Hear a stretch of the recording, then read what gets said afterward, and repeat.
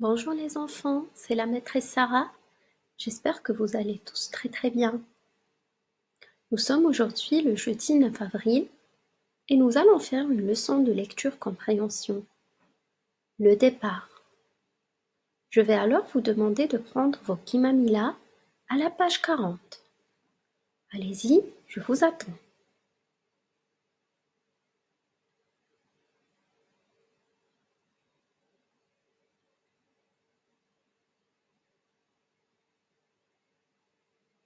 Et on commence. Donc ce texte reprend ce qu'on a vu dans le premier et le deuxième épisode de notre histoire, La plante du bonheur. Je vous ai fait la lecture de ces épisodes mardi et mercredi. J'espère que vous les avez bien écoutés. Donc, je commence la lecture. Soyez attentifs et suivez avec moi. Le départ. Grand-mère me demande: Connais-tu la plante du bonheur, petit mulot? Non. On raconte, dit grand-mère, que la plante du bonheur se trouve de l'autre côté de la rivière, au bout de la prairie. Aussitôt, je décide de rapporter la plante du bonheur. Le temps de préparer mes affaires et de quitter la maison, je franchis la rivière, puis la prairie. Je découvre alors ma récompense. Un champ de fleurs jaunes, la plante du bonheur sans aucun doute. Mais une vache passe à ce moment-là et me dit: Ce n'est pas la plante du bonheur. La plante que tu cherches se trouve sûrement de l'autre côté des collines. Donc, qui raconte cette histoire, les enfants? C'est bien sûr le petit mulot. C'est lui qui parle. Mais dites-moi, pourquoi on a les petits traits avant quelques phrases? Ça veut dire quoi, les petits traits? Ça veut dire que quelqu'un parle, que l'un des personnages de l'histoire parle, c'est lui qui dit cette phrase. Bravo les enfants. Je refais une deuxième lecture. Le départ. Grand-mère me demande: Connais-tu la plante du bonheur, petit mulot? Non. On raconte, dit grand-mère, que la plante du bonheur se trouve de l'autre côté de la rivière, au bout de la prairie. Aussitôt, je décide de rapporter la plante du bonheur. Le temps de préparer mes affaires et de quitter la maison, je franchis la rivière, puis la prairie. Je découvre alors ma récompense, un champ de fleurs jaunes. La plante du bonheur sans aucun doute. Mais une vache passe à ce moment-là et me dit: Ce n'est pas la plante du bonheur. La plante que tu cherches se trouve sûrement de l'autre côté des collines. On a des nouveaux mots-outils dans la boîte à outils. Au bout, mais et aucun. Au bout, mais aucun. Vous vous rappelez des personnages? On a petit mulot, grand-mère et la vache. Très bien. Donc pour les mots-outils, on a dit qu'on a au bout de la prairie. Ça veut dire à l'extrémité de la prairie, vers la fin de la prairie. Voilà. On a mais, ça s'écrit M-E-S, ça se prononce mais. Ça veut dire les miens, mon stylo quand je n'ai qu'un stylo, mes stylos quand j'en ai plusieurs. Mon jouet, mes jouets. Mon ami, mes amis. Très bien. C'est comme on écrit les L-E-S.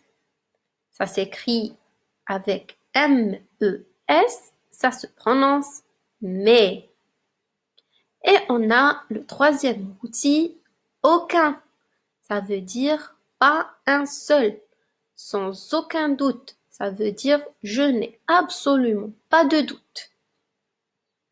Voilà les enfants. Donc on va passer aux questions de compréhension maintenant.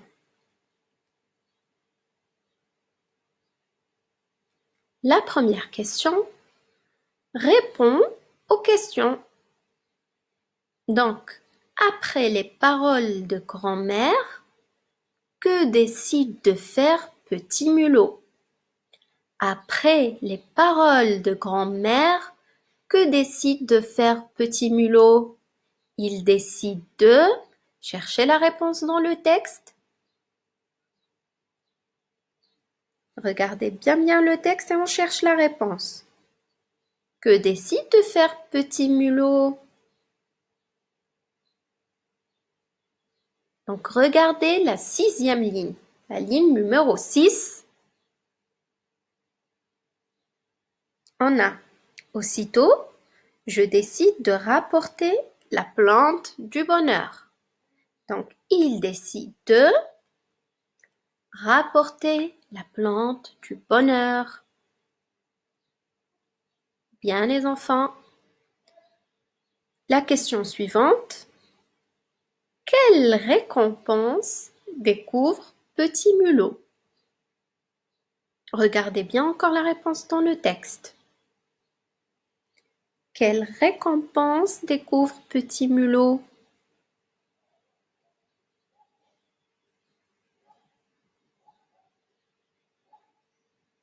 Je vous donne un indice. Regardez la ligne numéro 9.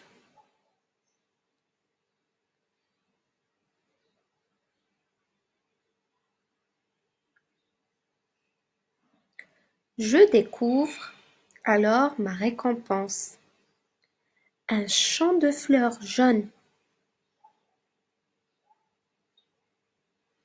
Voilà, donc sa récompense est un champ de fleurs jaunes. Bravo les enfants, je sais que vous avez trouvé les réponses. Maintenant, écris ce que dit la vache à Petit Mulot. Deuxième exercice, écris ce que dit la vache à Petit Mulot.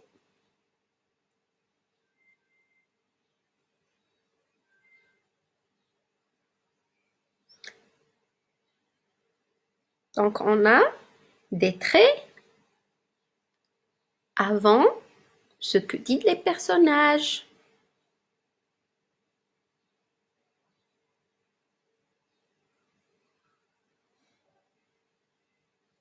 Cherchez bien dans le texte. Donc ce que dit la vache, c'est la ligne numéro 12.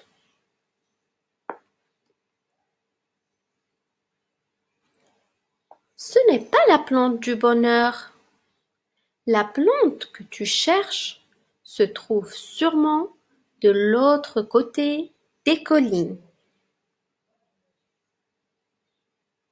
Donc c'est ce que dit la vache à Petit Mulot. Là, vous allez devoir recopier toutes ces phrases. D'accord? Mais pour ne pas perdre beaucoup de temps, on va passer aux exercices suivants et vous allez recopier ça en dernier. D'accord? Et s'il vous plaît, comme d'habitude, je veux une jolie écriture. On respecte les lignes et pas de gribouillage. Allez, on passe au troisième exercice.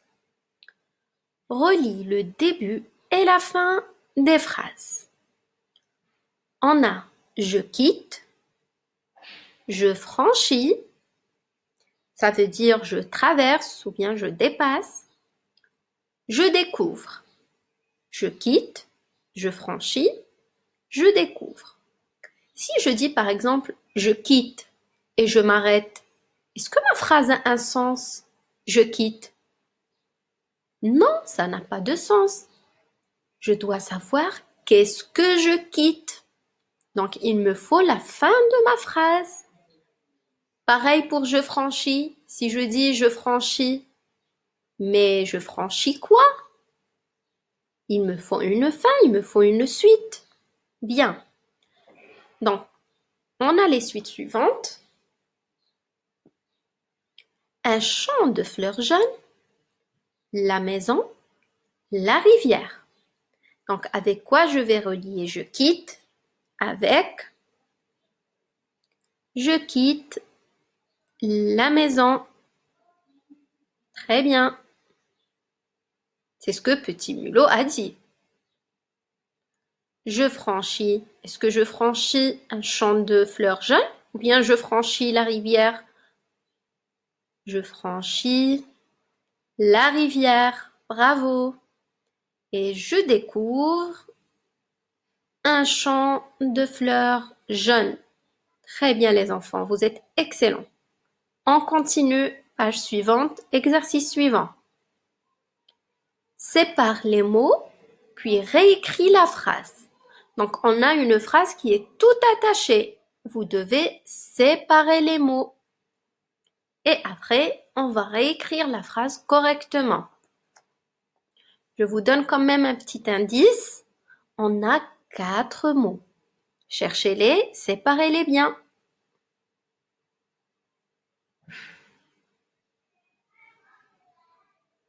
Bravo les enfants. Je prépare mes affaires. Ce sont les 4 mots. Et voici ma phrase écrite correctement.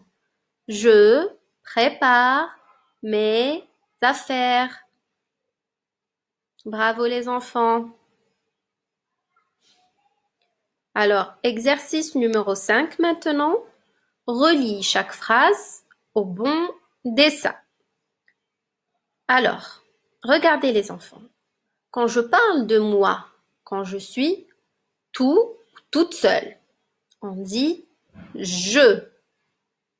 Quand je suis avec quelqu'un d'autre ou avec plusieurs personnes, je dis nous. Je, nous. Je quand je suis seule, nous quand nous sommes plusieurs. Vous vous rappelez de ce qu'on avait vu dans le son on, que le mot d'action ou bien le verbe, il change avec nous. On rajoute ONS. Par exemple, je chante, nous chantons, ONS. Je joue, nous jouons, ONS. Je parle, nous parlons, ONS. Vous avez compris? Allez, on fait l'exercice. Regardez les images. Ici, on a une personne à gauche et 2 personnes à droite. On a les phrases suivantes. Je quitte la maison et nous quittons la maison. Donc, quand je suis seule, je dis je quitte la maison. Bravo. Et quand nous sommes plusieurs, quand je suis avec quelqu'un d'autre, nous quittons la maison. Je quitte la maison. Nous quittons la maison. Très bien. Donc, 6e exercice, écris une phrase avec je, puis réécris-la avec nous. Réfléchissez à des phrases. Vous allez les écrire avec je et puis avec nous. Et on n'oublie pas que le verbe change. Voici mes phrases. Je chante une chanson. Nous chantons une chanson. Voilà. Donc, le verbe chante, il change. Bien, bien. Passons à l'exercice suivant. L'exercice numéro 7. Dis ce qui est pareil et ce qui change dans ces dessins.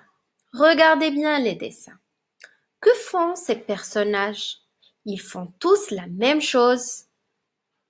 Est-ce qu'ils sont en train de danser? Non, ces personnages courent. Voilà. Donc les trois courent. Mais est-ce que c'est le même personnage? Non, on a trois différents personnages. Très bien. Donc le 8e exercice, pareil, on dit ce qui est pareil et ce qui change dans ces phrases.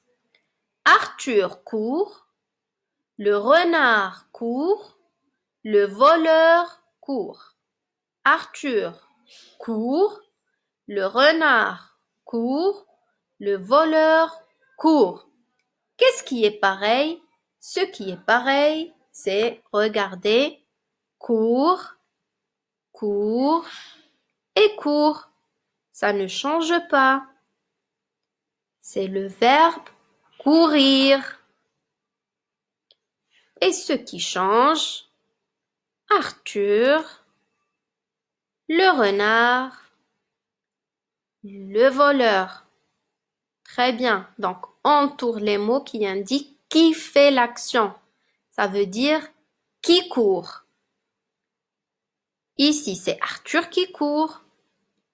Là, c'est le renard qui court. Et là, c'est le voleur qui court. Maintenant, est-ce qu'on peut supprimer Arthur ou bien le renard ou bien le voleur? Et on va garder que court. Est-ce que ma phrase a un sens? Est-ce que court tout seul, ça veut dire quelque chose? Non, on doit savoir qui court. C'est le sujet qui court. D'accord? Qui fait l'action? Qui court? Arthur, le renard, le voleur. Bien. Dernier exercice maintenant. Observe les dessins, puis complète les phrases. Nous avons mange de la salade.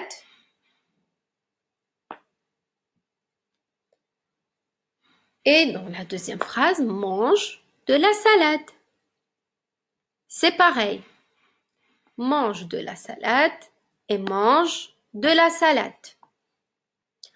Qui mange de la salade dans ce dessin? C'est un lapin? Non, c'est une tortue. Donc, on va dire la tortue mange de la salade. Et ici, qui mange de la salade? C'est une princesse? Non, c'est le roi. Donc, on va dire le roi mange de la salade. Bravo les enfants, vous avez été excellents. Je vous souhaite très très bon courage pour la suite et à très bientôt.